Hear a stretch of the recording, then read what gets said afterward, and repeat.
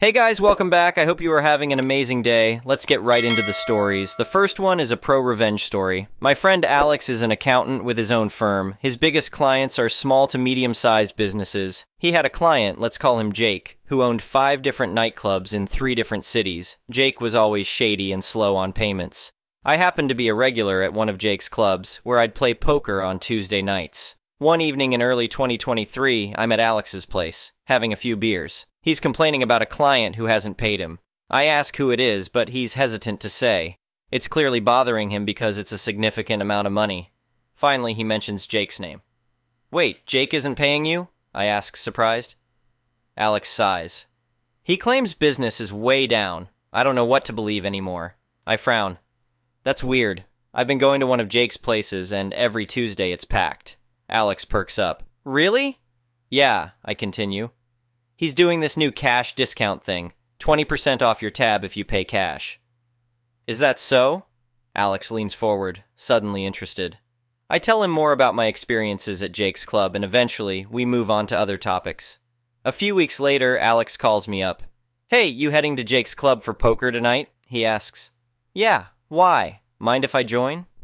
We meet at the club, have a few drinks, lose our money at poker, and decide to crash at my place since it's closer. On the way there, Alex starts explaining his theory.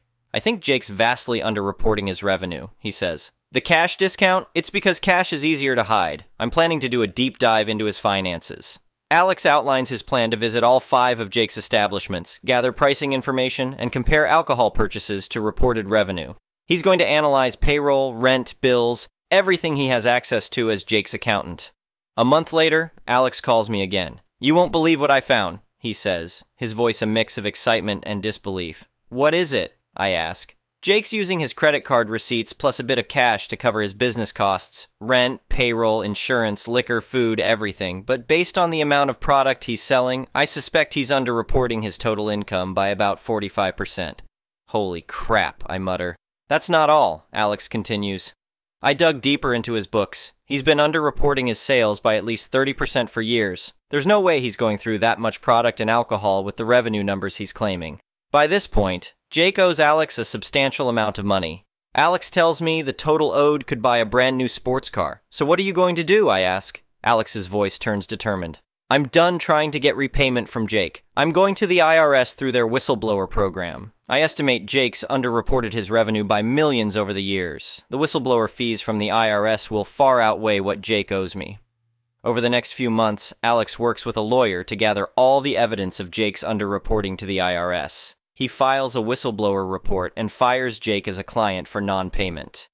The process drags on for over a year, with lots of legal back and forth. But in late 2024, the IRS finally acts on Alex's report. They came down hard on Jake, Alex tells me over coffee one morning. It's estimated he underreported his income by about $5.2 million. That's insane, I say, shaking my head. What happened to his clubs? They're not his anymore, Alex replies with a grim smile. The IRS seized everything. I do some quick mental math. So your whistleblower reward must be... Alex cuts me off.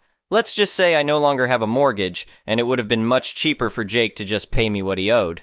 As we finish our coffee, I can't help but think about the irony of it all. Jake tried to cheat the system and ended up losing everything. And Alex? He turned a bad situation into a life-changing windfall. It just goes to show you should always pay your accountant, especially if you've got skeletons in your closet.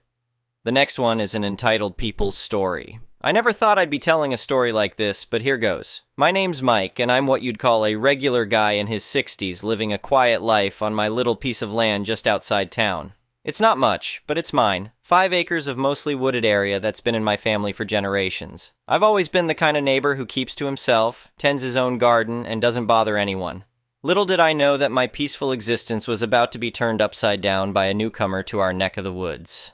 It all started when the Thompson family moved into the house next door about 6 months ago. At first, everything seemed fine. They seemed like nice enough folks, a couple in their 40s with 2 kids. I even brought over a welcome basket with some of my homegrown vegetables, trying to be neighborly. But then, things started to get weird.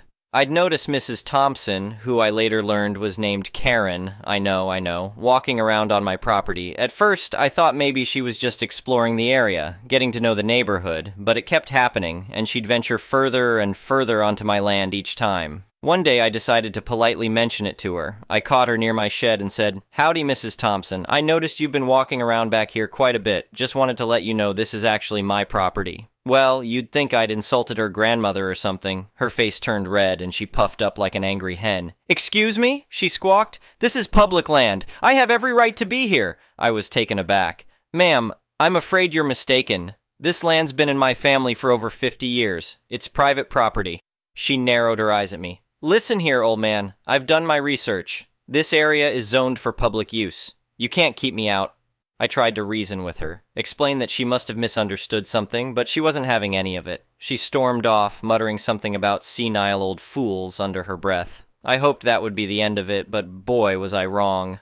Over the next few weeks, I caught her on my property more and more often. She'd bring her kids to play in my creek, have picnics in my clearing, and even started planting flowers near my property line. Each time I'd try to talk to her, she'd get more and more aggressive. Things came to a head one sunny Saturday afternoon. I was out in my vegetable garden, tending to my tomatoes, when I heard a commotion. I looked up to see Karen leading a group of about 10 people, all carrying picnic baskets and folding chairs right through my bean patch. I couldn't believe my eyes. I got up, my knees creaking in protest, and made my way over to the group. "Excuse me," I called out, trying to keep my voice calm. "Folks, I'm afraid you're trespassing on private property. I'm going to have to ask you to leave." Karen whirled around, her face twisted in a sneer. "Oh, it's you again. Listen here, everyone," she announced to her group. "This confused old man thinks he owns this public land. Don't pay him any mind." I felt my blood pressure rising. "Ma'am, I've told you before. This is my land. I have the deeds to prove it. Now, please leave before I'm forced to call the authorities." She laughed, a harsh, mocking sound. "Go ahead, call them. They'll tell you the same thing I have. This land belongs to everyone." Well, I'd had enough. I pulled out my cell phone, yes, us old folks know how to use them too, and dialed the local sheriff's office. I explained the situation as calmly as I could, while Karen stood there with a smug look on her face. About 15 minutes later, 2 patrol cars pulled up my driveway. Deputy Johnson, who I've known for years, stepped out along with a younger officer I didn't recognize. Karen immediately rushed over to them. "Officers, I'm so glad you're here," she said, her voice dripping with fake sweetness. "This man has been harassing me and my friends, claiming we're trespassing on public land. Can you please explain to him that this area is zoned for public use?" Deputy Johnson looked confused. He turned to me. "Mike, what's going on here?" I explained the situation, showing him where my property line was and how these folks had walked right through my garden. Karen kept trying to interrupt, insisting that she had done her research and knew the land was public. Deputy Johnson held up a hand to quiet her. "Ma'am, I'm afraid there's been a misunderstanding. This land has belonged to Mike's family for decades. It's private property." Karen's jaw dropped. "That's impossible. I looked it up online. The map showed this whole area as public land." The younger deputy cleared his throat. "Ma'am, are you perhaps referring to the county's online GIS map?" Karen nodded vigorously. The deputy continued. "That map shows land ownership for tax purposes. The area marked in green is Mr. Mike's property. It's labeled as public because it's not owned by the county or state, but by a private citizen, the public. It doesn't mean it's public use land." I could almost see the gears turning in Karen's head as she processed this information. Her face went from confusion to disbelief to embarrassment in the span of a few seconds. Deputy Johnson turned to the group. "Folks, I'm going to have to ask you all to leave. You're trespassing on private property." As the group started to gather their things, muttering apologies, Karen seemed to snap. "This is ridiculous," she shrieked. "I demand to see proof. He probably bribed you to say this." Deputy Johnson's expression hardened. "Ma'am, that's a serious accusation. Now, Mr. Mike here has been nothing but patient with you. He could press charges for trespassing and destruction of property," he said, gesturing to my trampled bean plants. "But I'm guessing he'd rather just have you leave peacefully. Am I right, Mike?" I nodded. As angry as I was, I didn't want to cause a big fuss. I just wanted my peace and quiet back. "So here's what's going to happen," Deputy Johnson continued. "You and your group are going to leave immediately. If you set foot on this property again without Mr. Mike's permission, you will be arrested for trespassing. Do I make myself clear?" Karen looked like she wanted to argue more, but something in Deputy Johnson's tone must have finally gotten through to her. She nodded stiffly and started herding her group back towards her property. As they left, I heard her hissing to her husband. "This isn't over. We'll get a lawyer. That old man can't keep us out of public land." Deputy Johnson overheard her too and called out, "Ma'am, I strongly advise against pursuing this further. The county records clearly show this is private property. You'd be wasting your time and money." After everyone had left, Deputy Johnson turned to me. "You okay, Mike? Do you want to press charges?" I shook my head. "Nah, I think she's learned her lesson. I just want things to go back to normal." He nodded, understanding. "All right, but don't hesitate to call if she causes any more trouble." As the deputies drove away, I surveyed the damage to my garden. It wasn't too bad, nothing I couldn't fix with a bit of work. I sighed, thinking about how a simple misunderstanding had turned into such a mess. Over the next few weeks, things gradually calmed down. Karen avoided me like the plague, practically running inside whenever she saw me in my yard. I noticed a for sale sign go up in front of their house about a month later. As I sat on my porch, watching the moving truck pull away a few weeks after that, I couldn't help but chuckle to myself. All this fuss over a misread map. I guess the moral of the story is, always double-check your information, and maybe try talking to your neighbors before deciding you know more about their property than they do. In the end, I got my peace and quiet back. And who knows? Maybe the next neighbors will actually appreciate having 5 acres of woods next door instead of trying to claim it as their own personal park. One can hope, right? The next one is a petty revenge story. A few years ago, we were in a small 2.5-bedroom apartment. The landlord basically never talked to us. We paid on time and kept everything neat and tidy. Well, one day his lordship decides he wants to sell the place. That's no problem. He wants to give the place a bit of a paint. Also, not a problem. He told us he would be sanding the walls of the staircase. The main area of the house was upstairs. Downstairs had a bedroom, office, and garage attached. And that would be that. Fine, no problem. Off you go. But instead of stopping at the top of the stairs, he decided to carry on one of the walls that led into my son's room. Had we known he wanted to do this, we would have done what was necessary, but we didn't know. And so every inch of my son's room, his clothes, carpets, bed, toys, the lot, were covered in a very fine dust from sanding the painted drywall. It took hours of wiping down and vacuuming to get it back, and he had to sleep elsewhere for 2 nights after his breathing and skin suffered. I mentioned this to the property manager, who was an absolute delight to work with, and she said he would advise him that we would need more details about what work he wanted to do. This seemed fine. He then wanted to come back and do some painting. Again, that's not a problem, it's value to the house and looks better, etc. However, he told us he would be there for 4 hours. 8 hours later, he decided that was enough for the day and called it. That night, he messaged me saying he wanted to come back and do more painting the next day. I said that didn't work for us, wasn't enough notice, didn't allow us peace of living, etc. He then tried to claim that in our contract, the Tennessee contract he called it, it stated that we must allow him to complete projects in a timely fashion, and if I were to decline him entry, then the cost of the rest of the project and its completion would lie with me and be my responsibility. So I sent his texts, it's always nice when people lie to you in writing, off to lovely property manager again, who called me and said not to worry, she would sort it out. About a week goes by and I get a text asking very nicely if I would allow them access in a few days to complete the work. No problem. His lordship and a pal arrived to carry on painting and were there for another 8 hours. However, this time, I don't think they took any pleasure in it. My PC is next to my PS5, so on my PC I put on Tiptoe Through the Tulips on repeat for the full 8 hours, max volume. I just popped my headphones into my controller and gamed all day long. After 8 hours, his lordship comes up the stairs and into the lounge, it's open planned, and said with great strain and weariness of a man worn down that they had finally finished. Without breaking eye contact with my screen, I said "K bye," and he just hovered for a second before shakily walking out.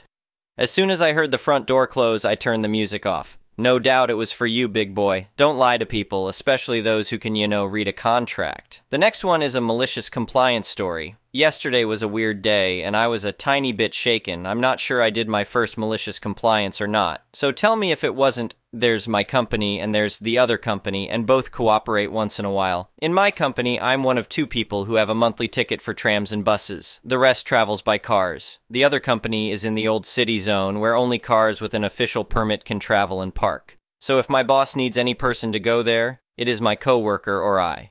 2 days ago, he asked me, because I was around while the colleague was on lunch break. I was to deliver some documents. It is faster than hiring a courier, because a courier must take a package to warehouse where it is registered and then goes out, so it could take a whole day if a courier picks it up late. And if my colleague or I go to the other company, it is only 45, 60 minutes. The way my boss explained, I was to go to the other company and they set a time interval 15.00. 15.30, so I was to leave around 14. Okay, all clear. My boss wrote an email when I was leaving, so they knew when I was to arrive. They confirmed all was set. I was there just after 15. I was to leave the package, no can do. Their lady manager was to check it and then notify my boss if some documents are missing. So where is she? I missed her. Whole 10 minutes, and I was to wait for her because not one person in the other company knows which documents were in the package. But it's all good. She'll be back in 15 minutes, not to worry. And don't tell your boss. That part was weird. So I grabbed my phone, wrote a message, something like, "There's a misunderstanding, sending email," then a detailed email with description, but not blaming the other company. There must be a misunderstanding because, and here I put what they told me. The timestamp was 15.03, so I was definitely not late. What was even more weird, my boss checked the reply from lady manager, she confirmed. Not an employee, the lady in person. So I sat there, grabbed a book on my phone, all perfectly fine. Some 30 minutes later, my boss asks if I delivered the documents. No lady manager around. I asked, and they weren't allowed to call her. But there is no need to notify my boss. They were sure she'd be here any minute. So I wrote another text. No lady manager around, sending email. Added detailed description, including their statement, they weren't allowed, and kept waiting. Next 30 minutes, no lady boss. My boss called them. They pretty much repeated what they kept telling me. I added another email. "Boss, I listened to your conversation. They aren't happy, but I couldn't wait outside. They insisted I was not to wander around with the documents. Not a problem. Do what they suggest and notify me immediately." I kept waiting. They wanted to get me a mineral water. I declined, wrote to my boss, got email back. Close to 16.40, the lady manager barges in. Why wasn't I earlier as they decided? I grabbed my phone, read the timestamp, read the email with set conditions. She went reddish purple, got the package. I can go. I'm sorry, I can't go. I was told repeatedly she was to check if documents aren't missing. She insists I write a text to my boss. She doesn't want to check documents, sending email. And I read the message. She was not happy, but at last decided to check the documents. I thanked her, waited for her email to my boss, and wrote another email immediately. Left only when my boss wrote back that she really confirmed all the documents were in the package. Later, she contacted the owner and blamed us. So it was my luck that I wrote all the emails so religiously, and when the owner called my boss all furious, it was easy to deliver copies. My boss asked me today to his office and let me read emails too from the owner of the other company. There was a lawyer who explained that in normal circumstances I wouldn't be allowed to read it, but the lady manager insisted we did something wrong, especially me. And as it was also about me, I was to read this even if I wasn't the recipient. They also asked me to print the emails directly from my email account and screenshots from my mobile, plus write a detailed note from all of this, including timestamps from my emails, which I did. I don't know what it was. A weird power play? A way to discredit the other company?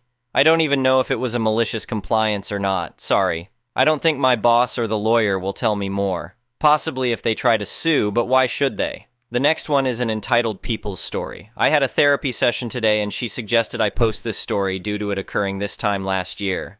Additionally, this is one of the few times I stood up for myself around my crazy family. So I have a lot of cousins, the sweet ones Rebecca, F12, and Lily, F7, as well as the entitled ones Anya, F9, Frigga, F6, and Ian, M4. They all have their birthdays in June to July, so during our annual family reunion, presents are exchanged and opened as it makes it easier than shipping presents abroad and risking damaging them. I plan all presents in the family as I love giving gifts. However, for the first and last time, I was in charge of it with no interference from my mom who was overseeing. So I asked all the children what they wanted, making sure they were age appropriate, worked with the budget given, and in the end, each of the cousins had a collection of small presents following their interests as well as a homemade card. I was very proud of myself because I had been working on this since January, so the day came around. I hand the cousins their gifts and sit down with cocktail in hand. No one but me and my mom know what the presents are, so I'm excited hoping I did a good job. Well, the response from my cousins was mixed. My sweet cousins were ecstatic. Rebecca happily stimming, she has autism, as she showed me each of her gifts as if I didn't get them for her. Lily ran around showing me, her mother, and mine her gifts. But best of all, they said thank you, which although normal for them, still makes me happy. For my entitled cousins, the reaction was slightly different. Although they were happy, wide smiles, laughter, ECT, playing with their toys, eating the chocolate, ECT, they said nothing to me and ignored me, acting as if I didn't exist. My mom was pissed off.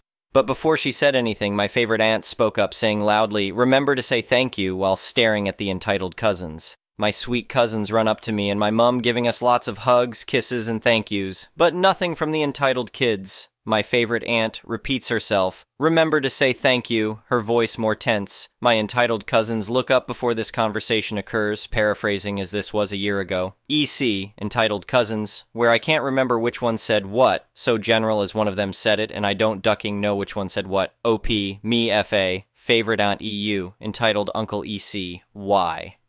FA, because you got a present, EC, that's stupid. OP, I actually put a lot of effort and thought into those presents, so it's common decency to say thank you. EU, they don't have to if they don't want to, after all you put so much effort in, and that's your problem, not mine. OP, so I won't do it again in the future as it won't be appreciated. EU, you can't do that. Screaming starts, I walk off before I slap a idiot, and in the background I hear many a temper tantrum, including my entitled uncle stomping his foot like a toddler. I did not do presents this year for the entitled cousins this year, and will not next year either. I put a lot of effort into presents and plan everything upwards of 3 months in advance, so not getting a thank you pissed me. This was the final straw on that bullcrap holiday. I'm skipping the family reunion this year because I don't want to deal with any of them. Thank you for watching. I would really appreciate it if you could like the video and subscribe to our channel if you haven't already. We'll see you again tomorrow.